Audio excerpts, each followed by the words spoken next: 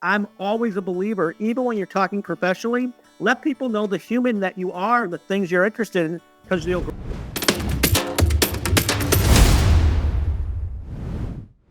Welcome to Finding Your Spark again. I am so glad you're here with us this week. My guest this week is Matthew Rolnick. He's the VP of Strategy and Innovations at Yaymaker. He's the author of Find Your Yay, which I am super excited to talk about this week. And he helps professionals to find their voice. And he's very, very active on LinkedIn, which he'll tell you a little bit more about as we go on. Welcome, Matthew. Oh, thank you, Donnalynn. I am very excited to talk to you today and just love your message and how you're encouraging people to finding their spark. And anyway, so I'm excited to be talking to you today. Oh, thank you. Thank you. I feel quite honored. So I cannot wait to jump in on this topic because one of the things that made me want to have you on the show is that, you're doing business and that's great, but you're not a coach that teaches people how to do this exact thing we're talking about. You're doing business, and that business is lifting people up, right? And that business is teaching people how to amplify that inner voice. And I just cannot wait to hear your wisdom on all of those topics. So tell us a little bit about you and how you got into Yaymaker on every level. Well, okay. So my full-time job is I work for Yaymaker, and we do event planning. We mostly help companies and groups and nonprofits and universities do team building events. So that's what we focus on. I identify very much with that. But we try to bring happiness to people. And then for me also personally and professionally, I believe people should be a little less shy to share the things, their voice, what's important to them. So I encourage professionals to find their yay and get themselves out there a little bit more, be a little more, get out of your comfort zone. And so I've been coaching some people how to utilize LinkedIn more and how to make new connections and strengthen connections and nurture relationships. So that's really what I'm about. And I like being with a company that also lets me be my authentic self. And I think that's a really important thing. When somebody can feel like they're being themselves, I think it helps them find their spark, find their yay, and help others. So that's really what I love talking about. Yeah, I love this idea of yay because I talk a lot about, not necessarily on the podcast, but I've talked a lot about in my coaching practice about yes and what happens in our bodies when we lean into that yes, when we amplify the yes in ourselves, and it changes everything on a cellular level. It's amazing. So I love this idea of finding that yay because it really does have that extra little sparkle to it, doesn't it? So beautiful. Yeah, yeah, Yeah. yeah. Yeah. Yeah. So tell us a little bit about the book and one of the things, I'm going to just point at a few things in the book because there's a lot there and everybody should definitely go get it. We have the link. I'm sure it's on the notes and we'll talk about it later. But there's a lot in the book and it's super useful just from me looking at it, from me reading it. It seems super useful to people who are entrepreneurial and who are in business, but also really useful for people who are not, right? Who are just going through their lives and they want to sort of have a new relationship to the world. And that idea of connection, you really go into a lot and how we create connection and how you uplift others. And I'd love to bring that out and talk about it a little bit. Yeah. I mean, to me, as I said, my company, myself, we're all about connection and relationships. And again, finding that yay. So I decided to write a book called Find Your Yay. And basically, you're right. There's a business aspect of it because I talk about my journey with Yaymaker, how I helped bring in 60 new corporate clients from my content that I posted on LinkedIn. But it was more than just bringing in clients. I would make connections with people I normally wouldn't connect with, and start, I'd say, elevating some of their conversations and vice versa. And then they'd be curious what I do, and I'd be curious with them. So, but it's really about starting new conversations with people and building these relationships. So I think from a business standpoint, entrepreneurs can use social media as one channel of sharing what they do, why they do it, and connect with like-minded people. So I know you have a cat, Donnalynn, and for people that like cats, that's something that you can talk to and talk to other people who enjoy cats. And by the way, I'm always a believer, even when you're talking professionally, let people know the human that you are, the things you're interested in, because you'll gravitate and connect other people like that. And then from a personal standpoint, I believe there's a way to elevate, and I'll say your voice. So I have my own self-interest for me and my company to sell corporate team building events and finding and bringing uh, more joy to people in the workplace. However, um, I like to talk more broadly. I talk about corporate culture, about employee engagement, and I get in those conversations because they're part of what I'm also professionally doing. So, and I also like I kind of like what you're doing with me. I like interviewing other people, thought leaders, culture leaders, and I find every time I interview people, it's great content. I'm connecting with more people. It's making my job easier, and I usually have an extra a deeper relationship when I get a chance to have these one-on-one conversations with people. So I love this way in which you've talked about connecting, because there is an essence to the way that you're talking about it that is very open-hearted. It's really about showing yourself, right? About being fully present and really being a part of, not just a part of the world. Like, when we do social media, we're all told, oh, you should, show what you ate for dinner and do all the things, and that's great. Nothing wrong with all that if that's your bag, right? But for a lot of people, life is a little private, and I'm from a generation where business was not supposed to be about your personal beingness, right?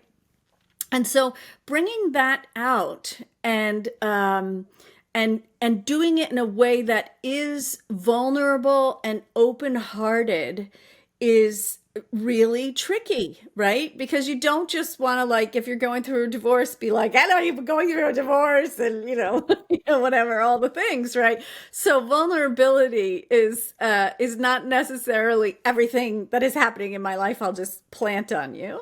But there is something there about being really open, and I love that you use this word in the book, uplift, because I think it speaks to that tender space. Can you talk a little bit more about that? And you shared on a couple things. So, I'm when you talk about being vulnerable and like what you should share on social media. I believe we're in a day and age right now where being more vulnerable makes you more human and makes people want to connect with you more and even work with you more. So that's one thing. And when I talk about uplifting, I believe we all have our strengths and gifts, and any way you can help others to take the time and do it. And I do believe in general long-term karma. You never know where it comes back, but I believe as humans we should always try to help and uplift. And I'll share one example from this is a friend who I've also coached to do more on LinkedIn. He was a chief strategy officer, super smart guy. His name's Noel Berkman, but he grew up his whole life with dyslexia. And he shared that as a younger and as a student, it was challenging. And in business, he's had his challenges, but now he's learned to work with it and get stronger with it. And he thought about, is that something he should talk or post about? And I encouraged him. I wanted to uplift and say, listen, you're an incredible entrepreneur, a great thinker. You have a lot of business experience to share. Bring it out there, let people know. And I'm sure you can help others who have had dyslexia. And he started posting. And he said the overwhelming response was amazing. He said there was a CEO that said, of a client of his that said, I read your post. My son has dyslexia. We both were so moved by it. So I'm just saying, here's something that some people may perceive as the challenge, but he embraced it. And so for me, I try to encourage people, not necessarily in every situation, but whatever is personal to you, any lessons you've learned, anything that's helped you overcome obstacles, share that, because not only are you going to help others, but others are going to trust you more. And you never know what type of collaborations could grow from it. Yeah.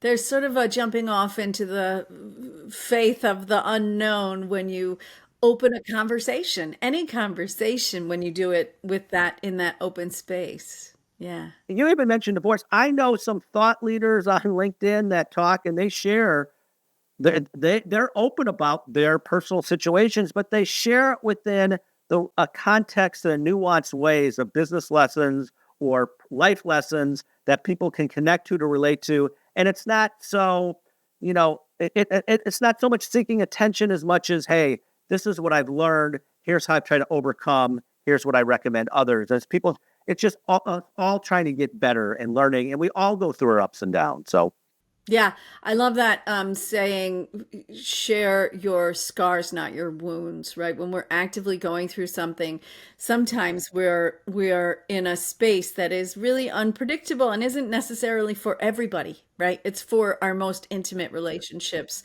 to help us through. And then there's a point at which we go like, "Oh, I learned something here. Oh, I've been through something I can share." So I love that. And it really speaks to that piece that you talk about in the book about authenticity and how that can impact, well, even just tapping into that authenticity, right? It's like, it's not an easy thing for everybody to do. no, no. I mean, I've tried to be very honest with my strengths, my weaknesses, who I'm about, and I've realized certain things. I'm not, I want to be this super successful business person, but I'm not very good at operating. Project management is I need to work with people who uh, dot their I's and cross their T's more than me. I'm a little more of an out of the box thinker. I'm a catalyst to start new relationships, partnership, but I got to be honest with myself. And and also interesting too, where I've been honest and I've shared, I'm a gregarious person, very extroverted, high energy. I've learned you got to read the room in certain situations. I was once, kind of pointed out in a nuanced way that, if everybody's, 1 through 10, their energy is a 3 and I'm coming in at a 9, it could be alarming or it could catch people off guard. So I've learned even myself, even if I have high energy and I just want to help people, and not everybody's looking for that message. I mean, you got to look at things differently. You have to, my CEO always encourages me to calibrate. And so, but I usually like to come in guns ablazing, full speed. Let's go.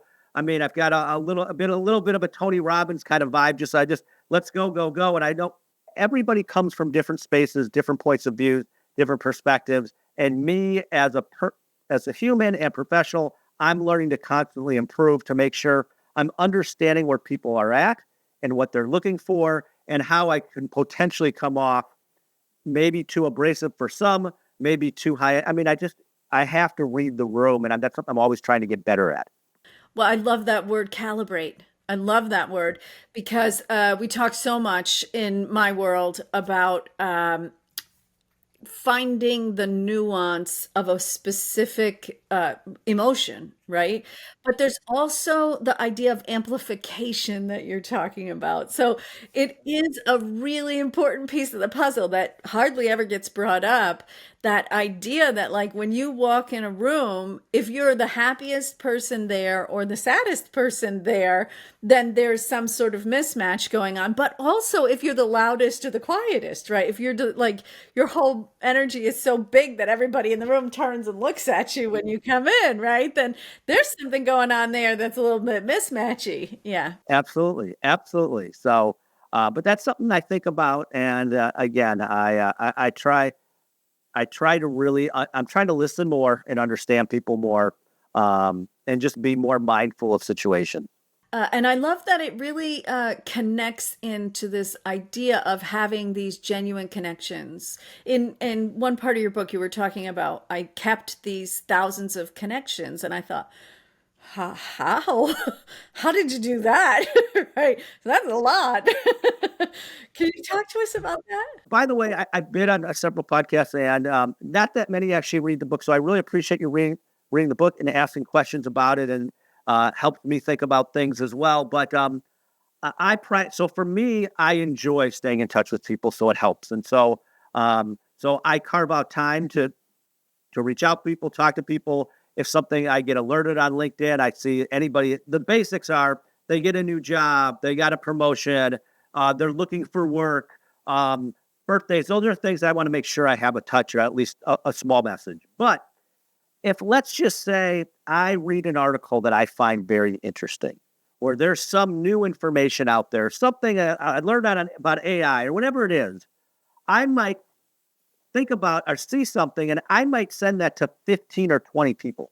I might potentially do it in a group type of a text or a chat or a message through like LinkedIn, where I'll be like, hey, each of you are chief revenue officers, and here's something that I heard from a chief revenue officer that's doing something very interesting with his or her company, and I thought the 18 of you might find this interesting. So that's one way I can reach out to 18 people at once. I've got quite a few people that I'm connected with or follow me on LinkedIn, and I make sure that I try to really nurture it. And even if it's just touching base with somebody once a year, I like doing that. And the other thing I like doing is I proactively, without people asking me, I make introductions if I think they could be helpful. So for example, I like connecting different podcasters. I think they should do a pod swap if I think their audience could benefit the other person's audience, or they could help each other's conversations. I make a lot of introductions, and in business, I'm also if I'll try to make connections that I think another party can help. And I noticed that even if it doesn't work out, it's not a magic connection. Usually, both sides, if it's a thoughtful introduction, they both appreciate that I'm looking out for them or I'm thinking about them, which I feel like most people feel like people are so much have their own self-interest, they're not trying to go above and beyond. So most people just try to do their job well or deliver that service or product, whatever it is. I'm with everyone I work with, I want to be a strategic partner. I want to be helpful. I want to uplift them. And I let them know. And almost anyone I work with, I say, if you see someone in my network that you find interesting, I love being a super connector. As long as it doesn't feel too pushy or not a fit. If it's close, I'll help make that introduction. Nice, really nice. Now, everything you're talking about is very outward facing at this moment, right? And on the podcast, we always talk a lot about our sort of internal story. And what I notice is that this amount of energy that you have that you just give to the world, it is a high energy relationship you have with yourself and with the world. And I would love to know what your practices or mindset or however you nurture that relationship, because from my perspective, it means that there's not a lot of resistance in you, right? It's like you want to be in the world and you're sure of it, and so you're yay, right? And I'd love to hear how you nurture that for yourself. So, wow. So there's a couple things. One, you're right. I get energy a lot from people. So I'm definitely an extrovert and I get out there and things like that. Ever since the pandemic, working from home, I live right across from a pond with trees and about a half-mile loop. And I try to walk that at least twice a day. And that kind of gives me peace. People probably think I'm a little odd because there's one tree I'll go to every time, and I put my hands on the tree and I'll touch that tree for about 20 seconds and just kind of breathe. I don't do a lot of meditation, and then for me, it's my energy comes still from friends and family. I like doing some reading, but I stay relatively active. But I don't know if I'm enjoying what I'm doing, or if I feel like I'm bringing value or helping people. I have this kind of ongoing energy. The hardest things, I've been in periods of my life where I may not have liked my job or it didn't feel like a right fit, and the days felt like they dragged on forever. And I didn't have the same outward energy. I felt much more introverted. I wanted to take more naps. I was feeling in a light depression at times in my life. And I noticed it was different. So that's why I feel like it's important to be honest with yourself, what you like doing, what's important to you, what's your values. And I heard in your last podcast, you're talking about the importance of environment. To me, I try to make sure my overall environment, whatever I can control, is as positive as possible. And the people that help me keep my energy stay high. So I kind of rambled a little bit, but hopefully I got some of your question there. Oh, I love it. Yeah, no, that was great. I particularly am a fan of your old friend Tree that you go and visit daily or twice a day, because it's such an interesting thing, because I have moved a few times in the last few years. So I didn't move I've really, for the majority of my life, lived in two places. So huge chunks of, decades of time have been spent in the same place over and over again. And in the last couple of years, I've moved two or three times. And so finding those old friend trees, finding your fit in the actual environment is so nice, right? Which park do you like to go to, and which route do you like to walk when you walk out your door? Because I also I love to walk a couple times a day. I love that it clears my mind, and I live in a little neighborhood that makes it easy and quiet, and it's sweet. And so, there's lots of pretty things to look at and all of that. And so all that really matters, right? Those little moments, they really matter. But I also love that you bring up this idea of mindset, and that your external environment matters to like, if you're not feeling well, if you're not feeling like, woohoo, I'm going to work, right? If that's where work lives for you, then it is hard to bring it, right? And to honor that, your napping skill, I think, is an excellent skill to pass on to everyone you meet, right? Whenever you don't feel like doing it, don't do it to the best of your ability to function in the world, right? I mean, obviously we live in the world, so there are some things we do that don't feel great. But a lot of times that's pushed from within as opposed to actually pulled from without, right? Absolutely. So people talk about managing their time, managing their finances. I'm a believer in managing your energy. And I feel, we may not think about that in the same framework a lot. I'm guessing you've had a lot of talk about that. But anyway, I try to be aware of when my energy's high, I can take on a bunch of things, or when my energy's low, I know, hey, this is my time to decompress.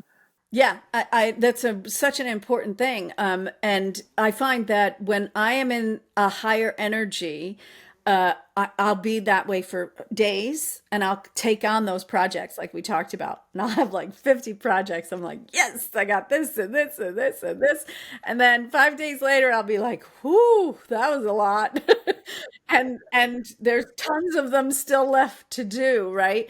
And so managing those little dips, it becomes really important, right? Because I think high energy people are used to being high energy, and then the day that they're not, if it's not like whatever Sunday and you're sleeping or whatever your mechanism is, that there's got to be a way to manage that where you can find a peaceful joy instead of a yay joy. Right? So I've learned to embrace the slower times and the lower energy times the best I can. Well, it has been such a pleasure to speak with you. And so I would just love to ask if there's anything that you'd like to pass on to the listeners today. One last little bit of advice before we start to wrap up. I would love to hear it. Oh, wow. I've got lots of things I love to share, but really, I encourage people to be a little more open, step a little more out of their comfort zone. I talk about social media and LinkedIn, but so I encourage people, if that's something that you're looking to grow at all, I recommend finding 4 or 5 different profiles that you aspire to, that you look up to, and I encourage people, and what you like or don't like, and how could you take that step to have a little more of a voice? Because I do think when you are able to share your expertise or knowledge or whatever's in your heart, and then start connecting with others that relate to that, I do believe there's a little bit of extra magic or benefit, or can help your energy or help find your spark a little bit. So I try to encourage people to get out of their comfort zone to meet more people. So that would be, if I had one message, that would be one of them. I love that. And, it's funny because I have a podcast. And so it's clear that I love to talk to people, but I do not do what you're talking about naturally. I'm not actually a natural extrovert. So this idea of reaching out into discomfort is really hard for me personally, right? It's so much easier. I was talking to somebody the other day about parties, about how you go to parties. And, my whole life, I either worked at the party, so it was easy. If somebody talked to me and I was done talking to them, I could just tootle off and do something else, or I observe a lot before I engage, and that's those little ways that it kind of keeps me from pushing, right? So that idea of pushing into that discomfort and allowing it to be scary, but also to find sort of a comfort in it, right? It's so important. And I really appreciate that you reached out to me, right? So this is a really big thing for me because I end up having to reach out to everybody and then I think, oh, I don't know. Yeah, and that's something I mean, I've been asked, as I said, invited to be on several podcasts, but because of your particular podcast and title and what you're doing and with energy, I want to be. And I've decided to take bigger chances to try to introduce myself to some people or be on other platforms. And if it doesn't work out, I tell myself, self-talk's important, not to worry about it. But when it does work out, it's like, that's a bonus. That's great. And it just can't hurt to get yourself out there more. So anyway, I'm very glad I reached out to you. Yeah, me too. And I love that there's always something in it for us, right? There's always something. There's always, like, even if what you walk away with when you reach out to somebody on LinkedIn and stuff, I work a lot on LinkedIn. I like that platform and it's easy for me to use. And it's a great way to be able to kind of reach out to people. And there's always something interesting to talk to people about, whether they end up becoming clients or not becoming clients. You just get to know people. It's lovely. So tell us, how can everybody get in touch with you? Well, I'd say the two most likely ways would be, one would be my email, which is mrolnick@gamemaker.com. So it's my first initial last name at gamemaker.com. And then the other would be on LinkedIn. I mean, if you look for Matthew Rolnick or Matt Rolnick, you'll find me. And I love talking to people, whether they're looking for that next opportunity, whether they want to talk about team building events, whether they want to talk about how to get out of their comfort zone. I like forming relationships, and again, love uplifting people. And then you can always find my book on Amazon, Find Your Yays. I love that. And it's a great read. So everybody should pick it up. It's really fun and has lots of really fun stories in it. And I highly recommend it. So go pick it up quick. We'll put the link in the show notes so that you can get it without even leaving whatever platform you're on. And of course, also on the main page. So that's great. Yeah. Well, thank you so much, Matthew. Well, thank you, Donnalynn. I really appreciate it. My pleasure. I want to remind everybody, you can always go to donnalynn.blog, and I have all sorts of free gifts for you there and ways for you to really start the journey, right? So there's quizzes and books and all sorts of things for you to pick up and for free and just get started. So I will see you next week.